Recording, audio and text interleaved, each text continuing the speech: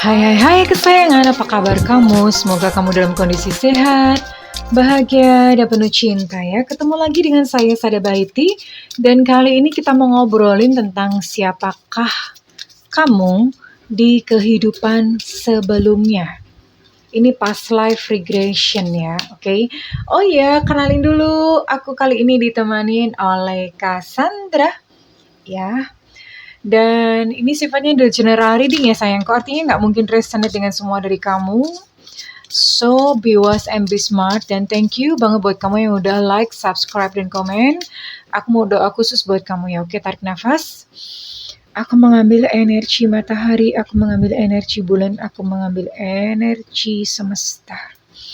Buat kamu yang sudah memberikan energi positif untuk channel ini, kiranya kepada kamu diberikan kedamaian, diberikan ketenangan hati, diberikan kebeningan batin. Sehingga setiap persoalan apapun yang terjadi di dalam kehidupanmu, kamu bisa melihat solusinya dengan jelas. Buat kamu yang merindukan jodoh, segera datang kepadamu orang-orang yang baik. Buat kamu yang sedang kesulitan finansial, kepada kamu diberikan proses kerja dan karya sebagai saluran dari finansial rezeki dari Tuhan. Oke, diterima ya. Dan yang belum subscribe ditungguin, karena dengan subscribe kita akan lebih mudah terkoneksi. Oke. Apa sih gunanya mengetahui siapa diri kita di masa lalu? Sebenarnya kalau buat saya sih, saya penganut aliran yang kamu sebenarnya nggak perlu tahu. Karena biasanya orang tuh kalau misalnya ngerti dirinya yang dulu, kita akan merasa kayak, oh ya pantesan sekarang hidupku begini, belangsak. Karena perbuatanku di masa lalu tuh seperti ini. Nah, seperti itu. Jadi, akhirnya jadi persepsi kan gitu loh.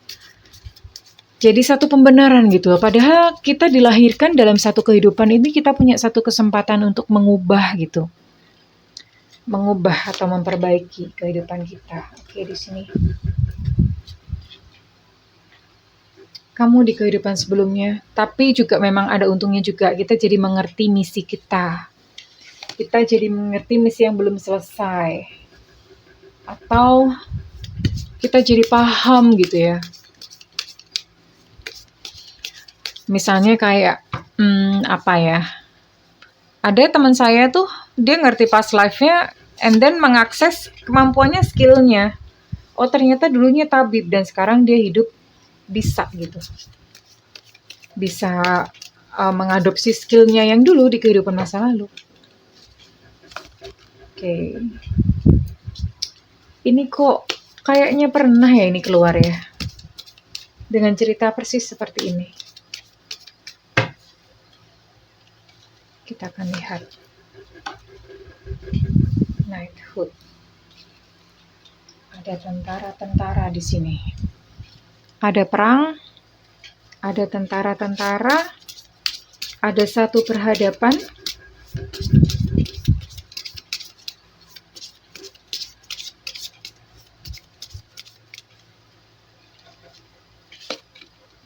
Siapakah kamu di kehidupan yang sebelumnya?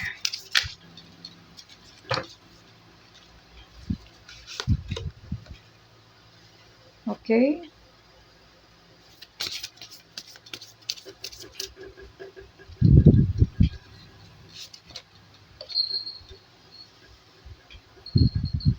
Oke.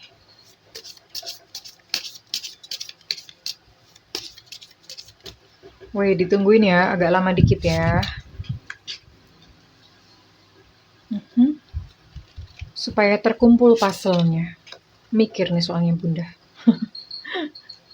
Oh. Wow. A little bit sad. Saya akan cari latarnya ya. Kira-kira di mana ini? Waduh.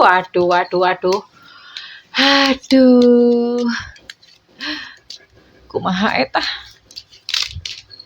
Sayang. Sebentar ya, sorry teman-teman ya. OMG, ini kenalin, ini namanya Poniman. Aduh, kamu bikin berantakan kartu-kartunya. Poniman turun. Mami mau kerja nak, ayo turun. Turun sayang. Bentar ya sayang, bentar ya. Oke. Sampai di mana tadi? Sorry ya. Oke. Saya melihat ada suami istri di sini. Oke, untuk mengumpulkan puzzle-nya. Ini paling sulit pas live regression itu. Wow, di manakah ini kira-kira? Somewhere.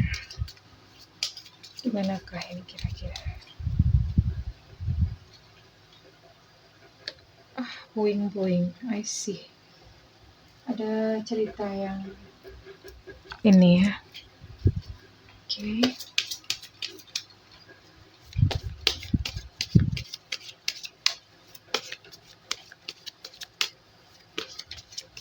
Siapakah kamu? Oh, I see.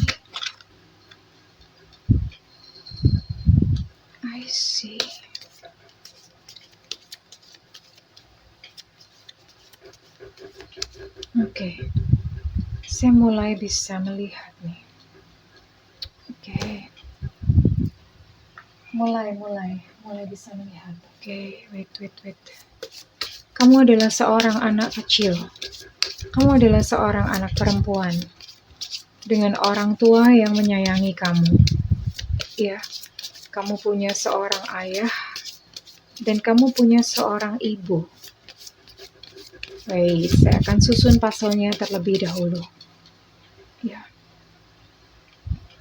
Kamu punya teman-teman, punya sepupu-sepupu yang sudah dewasa.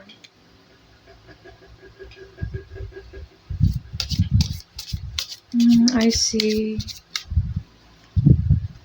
Ada cerita sedih di sini ya, di masa lalu. I see. Oke. Oke, siapakah kamu di kehidupan sebelumnya? Mulai kelihatan puzzle-nya. Jadi, kamu dulu adalah seorang anak perempuan yang lucu, ya.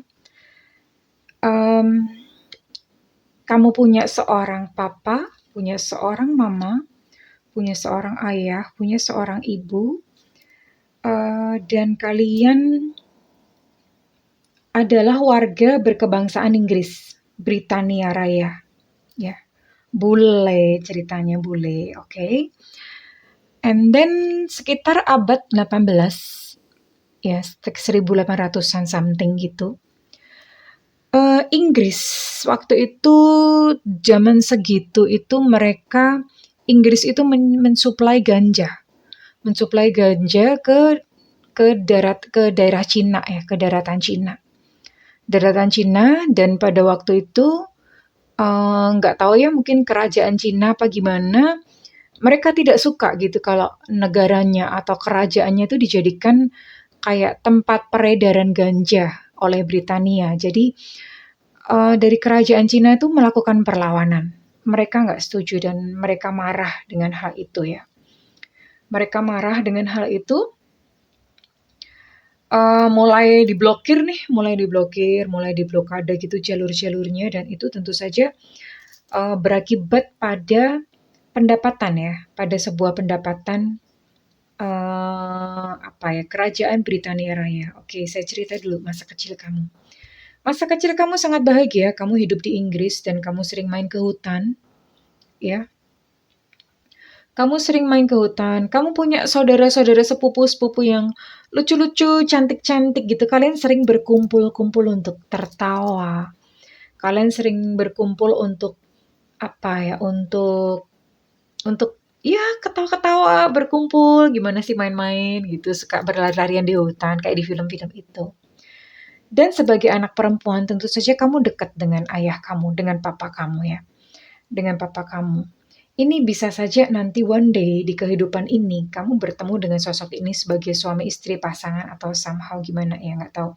Ini saya nggak cari ya. Jadi ini cuma cerita tentang kamunya. Kamu sangat dekat ayah kamu. Ayah kamu sangat menyayangi kamu karena kamu adalah seorang anak tunggal. Kamu sering diberi hadiah-hadiah ya, papa mama gitu sayang pada kamu. Kamu sering diberikan hadiah-hadiah gitu oleh mereka.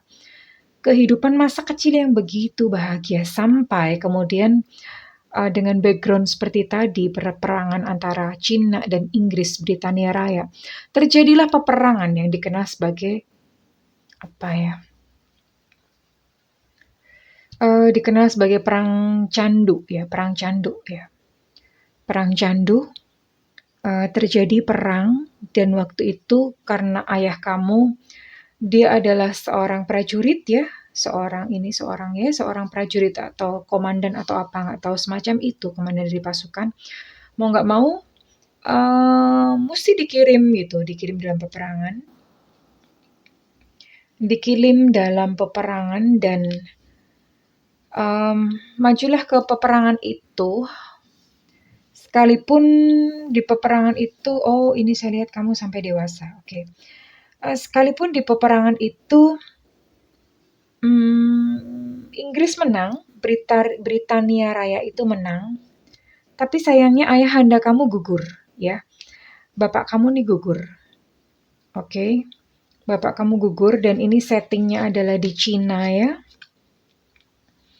Di Cina. Nah, pada saat itu kalian ini sekeluarga pindah ke Cina rame-rame sama istri sama anak ya. Jadi bukan hanya bapak kamu yang berangkat karena kan apa ya? Ya semua boyongan karena kan mau invasi ya, mau invasi gitu dan karena Britania Raya ini menang, maka Cina menyerahkan daerah tersebut untuk menjadi kekuasaan Inggris ya, yang sekarang dikenal sebagai Hong Kong. Oke. Dikenal sebagai tempat yang namanya Hong Kong. Nah, kamu tinggal di situ ya. Kamu akhirnya tinggal di Hong Kong. Tinggal di Hong Kong. Ya, tentu saja pada waktu itu awal-awal adalah banyak puing-puing peperangan dan memori atau tragedi peperangan ini cukup. Oh, sorry, bukan ya. Jadi ini bapaknya berangkat perang duluan, and then kemudian karena menang, akhirnya karena ditugaskan gitu di Hong Kong ya, maka ini si bapak atau ayah, papa, ini memboyong anak dan istrinya, memboyong kamu dan memboyong ibunya juga gitu, diboyong sama-sama. Lalu hidup di Hong Kong. Tapi pada saat itu memang masih ada kayak nuansa peperangan gitu ya, masih ada peperangan kecil-kecil dan si papa kamu atau ayah kamu ini terbunuh pada peperangan kecil itu, pada peperangan justru setelah menang gitu. Setelah menang ada peperangan kecil, setelah menang, nah ibu kamu nih menerima kabar yang sangat mengejutkan ini dengan sangat syok. Ya, sangat syok, udah kayak seperti nggak bisa melanjutkan kehidupan dan segala macam ya, karena seseorang yang dicintainya meninggal gitu ya. Dalam peperangan dan itu sangat shocking gitu loh, suatu berita yang mengejutkan, sangat mengejutkan sekali dan tidak seberapa lama mama kamu atau ibu kamu ini juga menyusul gitu meninggal karena sakit, karena shock itu tadi ya, karena depresi ya. Dan jadilah kamu menjadi seseorang yang yatim piatu, sudah yatim piatu di negara orang, maksudnya di negara di Hong Kong gitu ya. Bukan di negara tempat kamu bertumbuh gitu. Jadi di satu negara yang asing. Dan kamu hidup, kamu dirawat di kayak tempat semacam biara gitu ya, biara atau ya semacam biara, kamu tinggal di sana. Tapi karena satu kejadian itu, kamu menjadi sangat marah, kamu menjadi seorang sosok yang pemberontak, satu sosok yang marah karena masa kecil yang tadinya happy dan berubah sontak menjadi masa kecil yang begitu memilukan, kehilangan ayah bunda, dirawat oleh orang yang tidak dikenal gitu dan hidup di negara yang benar-benar asing gitu ya. Dan kamu sempat amnesia beberapa saat. Kamu even lupa diri kamu siapa, nama kamu siapa karena saking gak kuatnya menerima satu fakta. Dan kamu tumbuh menjadi seorang gadis yang begitu pemarah. Ya. menjadi seorang gadis yang begitu pemarah, penuh dendam, pokoknya pemberontak. Tidak ada yang bisa mendekati kamu. Ya, kamu tidak bisa didekati karena ya namanya pemberontak, gimana sih orang tidak bisa mendekati kamu. So far itu yang bisa terlihat. Apakah kamu tumbuh dewasa? Di sini tidak kelihatan, ya, tidak kelihatan apakah kamu tumbuh dewasa. Saya akan coba deh. Untuk eventnya ada kejadian apa ya? Wait ya.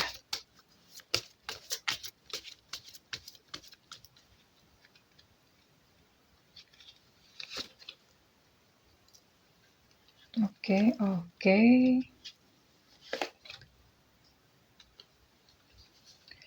Ya, kamu menjadi seseorang yang kayak mengurung diri ya, tidak berkarya, tidak berkreasi. Tapi segala kebutuhan kamu itu tercukupi pada waktu itu. Segala kebutuhan tercukupi.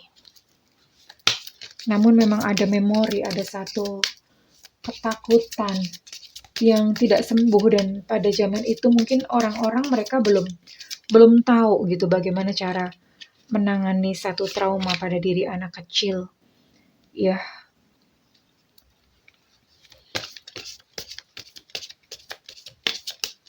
oke, sekalipun kebutuhan kamu tercukupi, tapi kamu tidak hidup pada satu kemewahan yang sebelumnya kamu miliki gitu ya. Dan itu sangat menyakitkan. Akhirnya kamu sering menyendiri kalau malam memandang bintang-bintang. Dan ini sampai kamu dewasa, kamu tinggal di biara itu sebagai seorang, apa ya, mungkin bukan biara ya, kalau di Hong Kong itu apa ya namanya ya? Ya semacam itulah, semacam biara ya, apa sih, mungkin kayak, apa ya? Apa sih kok saya, ya biara ya, bener gak sih? Bahasanya biara ya? Yang ada itu loh, yang botak-botak itu, apa sih? Itu biarawan ya? Biksu. Nah, ya kamu dipelihara oleh mereka. Dan ini kamu mengabdikan diri, ya kamu mengabdikan diri hingga tidak menikah gitu sampai pada masa tua, dan kamu menghabiskan masa seluruh kehidupan di situ untuk menyembuhkan segala luka, menyembuhkan diri, dan kamu memang gak menikah gitu sampai akhir hayat ya. Well, ini sih misi kehidupan kamu. Kalau misalnya dikorelasikan dengan kehidupan sekarang, kamu mungkin bisa tanda-tandanya ya, kalau misalnya ini adalah kamu menyukai makanan-makanan barat seperti roti, keju, susu. Kamu adalah penyuka teh, ya, karena orang Inggris mereka penyuka teh. Terus kemudian kamu seperti merasakan ada kemarahan dalam dada kamu yang enggak tahu itu apa gitu ya. Ada satu kemarahan di dalam dada yang rasanya kayak nggak bisa keluar, dan itu sakit banget. Tanda-tanda lainnya apa? Kamu menyukai pria-pria tua, ya. Kalau misalnya kamu adalah laki-laki, maka kamu menyukai wanita-wanita yang usianya jauh di atas kamu. Itu ya. Jadi kayak kecenderungan kamu. Kamu menyukai melihat bintang-bintang kalau malam. Terus kemudian ini ciri-ciri ya, kalau misalnya ini adalah kamu. Kamu suka gitu untuk main-main ke hutan, suka untuk menikmati suasana-suasana hutan ya. Dan kamu takut banget kalau misalnya kayak mendengar bunyi tembakan, itu udah kayak petasan, tembakan. Kamu takut gitu, kamu ketakutan di situ ya, karena itu seolah-olah kayak memanggil kembali memori di kehidupan yang masa lalu. And then ciri-ciri yang lainnya adalah kamu nggak nikah-nikah. Ya, ciri-ciri yang lainnya adalah kamu nggak nikah-nikah gitu. Kamu nggak nikah-nikah, dan misi kehidupan kamu adalah ya kamu healing ya, emotional healing, melayani orang-orang yang sebetulnya punya problem masalah emosional, karena kamu pernah mengalaminya gitu dulu, dan kamu pernah mengalaminya, dan kamu memang mengabdikan diri untuk service, untuk melayani sesama ya. Kurang lebih seperti itu ya. Dan kalau misalnya ini adalah kamu, dan yang bisa kamu lakukan adalah apa ya, yang kamu bisa lakukan adalah kamu memaafkan ya, memaafkan